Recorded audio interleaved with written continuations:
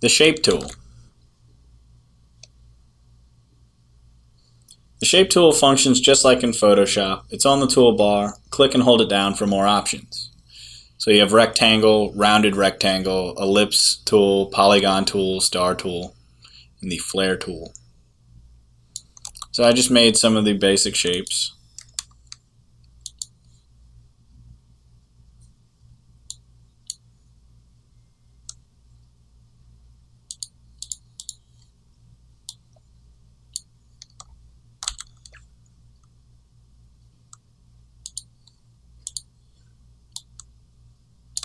Just to show an example. If you hold down Shift, it will constrain the object to its perfect shape. So if you need a circle, but if you want an oval, you do not hold down Shift. The Pathfinder palette. Similar to drawing, when I start building an illustration, I generally start with basic shapes made with the Shape tool. From there, I use the Pathfinder palette to edit, combine, and create new shapes for my illustration.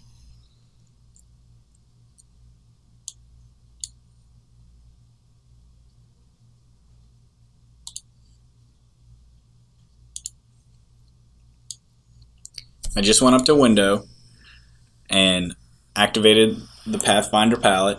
I'll show you the examples. First off is Unite. It combines the shapes into one shape. Minus Front. It knocks out the space where the front object overlaps. Intersect. It leaves the space where the two objects overlap.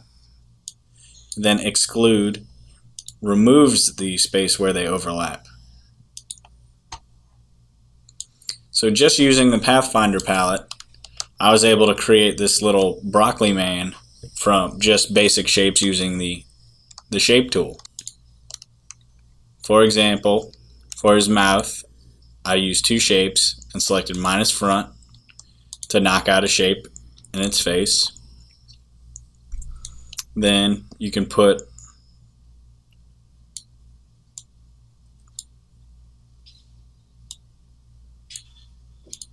mouth in, then using some circles you can create eyes.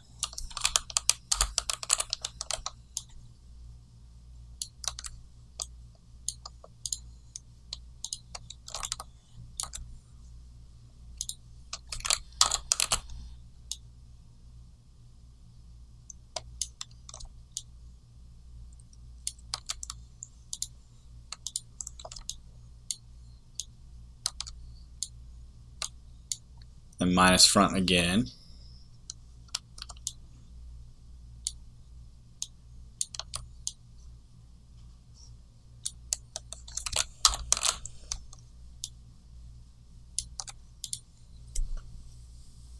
And that's pretty much the start, but if you can use your imagination in the Pathfinder tool, you can make some very unique, simple illustrations.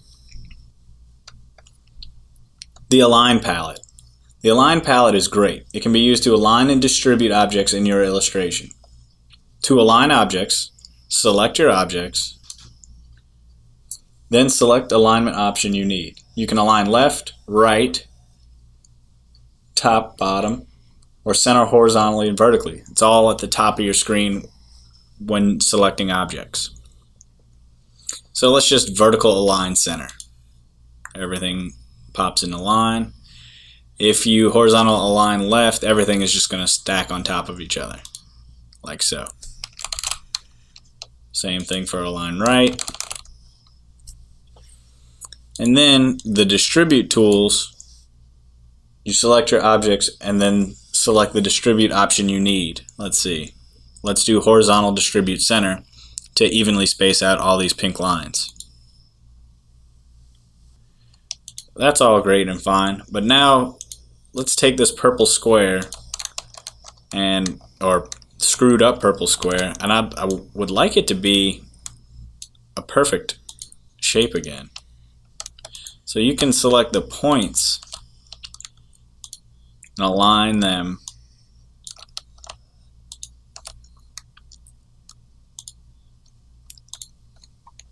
and turn it back into a perfect square. Alright, the pen tool. You can create nearly anything in Illustrator with it. Create line drawings, shapes, script letters. And in my work, I found it to be a very important tool. For this example, I created a lumpy ampersand and cleaned it up easily. I started with no fill with a black stroke to create a path. So let's do it.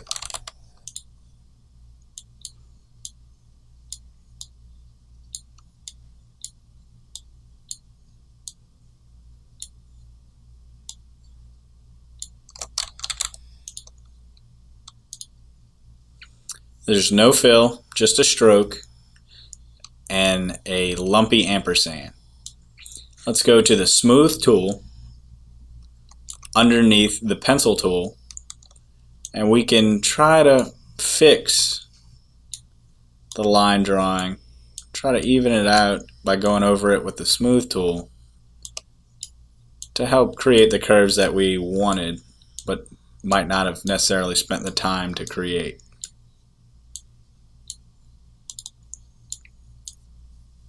It's really a little bit of a process of trial and error, but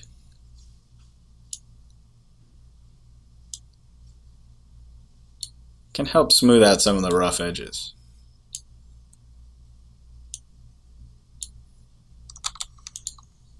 Alright, it looks a little bit better. So after that, let's adjust the width profile of the stroke. Let's give it the first width profile so that the ends are pointy. It gives it a little more style. But I would like more customization on that. So using the Width tool, Shift W, you can go in and expand the stroke where you'd like and shrink it in other places. That's too much. Without the Smooth tool and Width tool, trying to create something like this could prove to be very difficult and tedious. Both were great tools that changed how I worked in Illustrator when they were shown to me. Stroke options and brush options. Here are some paths I created with the pen tool. All three are the same path, but with different stroke and brush options applied to them. The first one here is similar to the final ampersand on the previous slide. I assigned it a pointed brush and used the Width tool to vary the size and shape. The second, I went to the Stroke palette, manipulated it further.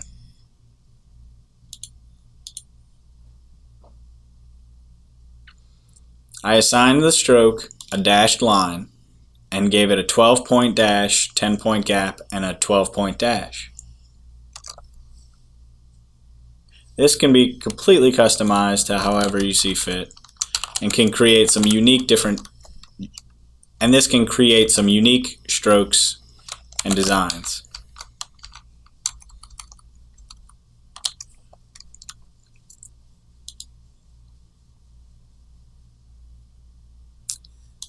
The third shape utilizes more of a extreme brush selection to give it a rough charcoal feel. Go up here and go under brush definition, and you have a couple of different options.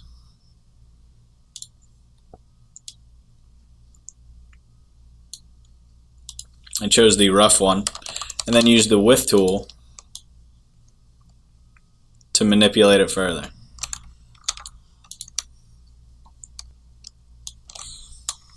Okay, stroke options and brush options. Using the stroke option, you can create radials. I've used this technique for numerous different projects, mostly for background elements or texture. So let's start with the basic radial. This is a circle with a dashed line stroke with a very heavy stroke. So if we knock it down to 10 points, it's just a dashed line on a circle. But if we increase the stroke width it becomes a radial. You can change it, tighten it up, turn it into a flower or a star or a nuclear power plant symbol. But you can also apply some of the other brush definitions to it to create very different, interesting radials.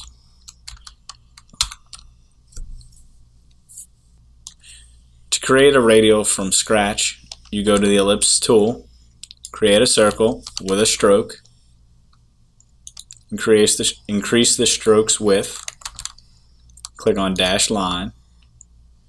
Let's do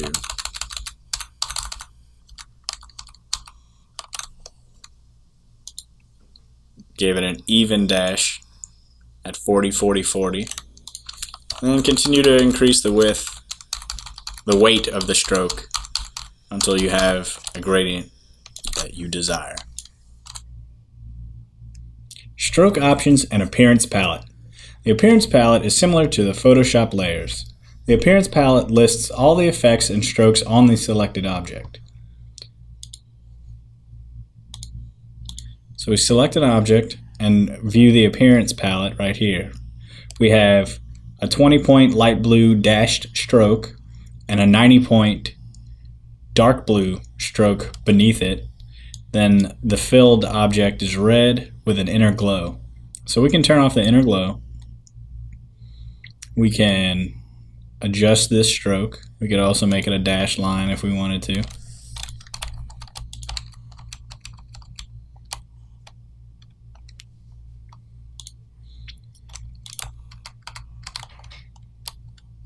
We could turn off the fill, so on and so forth. The appearance palette gives you control over all of the different effects on each object.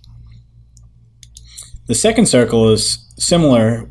It has two strokes, but after I'd placed two strokes on the object, I selected an individual stroke. Let's select the orange stroke, then pressed Shift W for the width tool and changed them a little bit. You can do the same thing for the purple stroke. Make a lumpy circle object or whatever you need for the job. The brush tool and blob brush tool. The brush tool is another way of drawing within Illustrator. It is right here. B is the shortcut. It's similar to the pen tool as you are drawing with a stroke, but it's more fluent and more like drawing as opposed to placing points. The brush tool, every time you release, creates a new shape. So these two marks are individual objects. So this Nirvana smiley face created with the brush tool can be completely taken apart.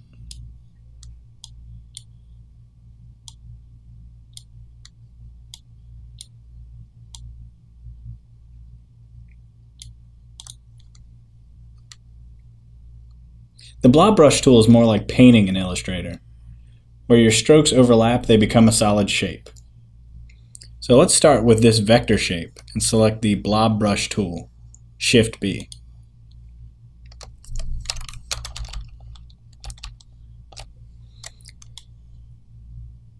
I'm drawing, starting from the vector shape and continuing off of it. Once we're finished painting off of it, it is now a new shape and the circle can no longer be selected. This bird example that I created started off as that circle.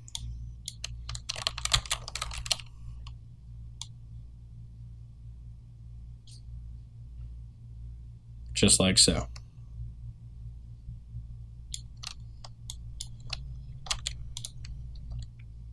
Illustrator organization, grouping. So if you look at this image and you want to just select the blue lines, you'll be happy to know that I had grouped them by the shape and color of objects. So the blue lines are easily selectable because they are grouped. Same with the red circles, and so on.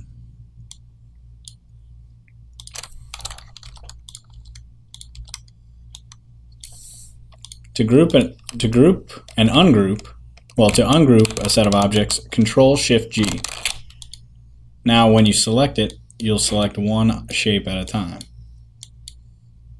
You want these to be a group again. Select the shapes you want, Control-G. Now they are a group. You can have groups within groups. You can infinitely add shapes. So now these will be a group. When I go to ungroup them, these will be back, and this will still be a group. I find grouping to be extremely helpful when making an illustration. For example, this robot I made a long time ago. While I was working, I would create each part separately, and whenever it was finished, I would group it. For example, like I would finish the head, I would finish the body, finish the arms, and then add in the details. Once each part was complete, I would place them all back together in the right order, and align them like so. Illustrator Organization Arrange commands. The arrange commands are similar to rearranging the hierarchy of layers in Photoshop. You can send objects to the back or bring them to the front, and this is all within the same layer. This caterpillar illustration is just a few basic shapes arranged using the arrange commands. You arrange objects on a layer with other objects on that same layer. So let's put the caterpillar back together. This head should go to the front. So Control-Shift, close bracket, put it in place. The second piece needs to go in the background. Control-Shift, open bracket. And let's see, hit this part of the body. Control-Shift, open bracket to send it to the back. Send it to the back. Send it to the back. Locking objects. I found this to be useful in a couple of different situations. I tend to lock backgrounds or groups when I'm finished with them, or if I'm trying to select a few different things, I'll lock down what I don't need to select, so I'm able to easily select what I want. For example, I am able to select just this dog because its background is locked. This background cannot be selected or anything, so object unlock, I can now move it. Move the dog separately on top of it.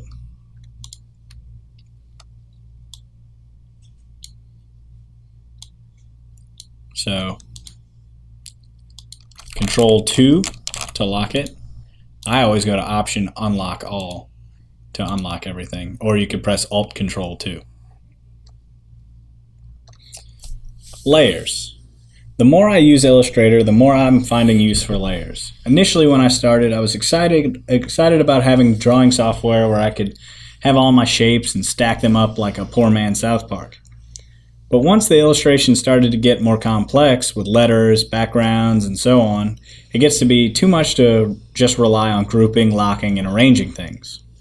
I used this poster I did a couple months back in as an example. Just like in Photoshop, you know how complex layers can get. So for this one, I couldn't even imagine trying to arrange something that wasn't on the very top or very bottom, as I would have to send it back and forth through hundreds of different objects. So this is just to help visualize the groups and objects on the layer. You can arrange objects behind and in front of each other, or groups. You can put a group behind an object, and it's all contained within a layer.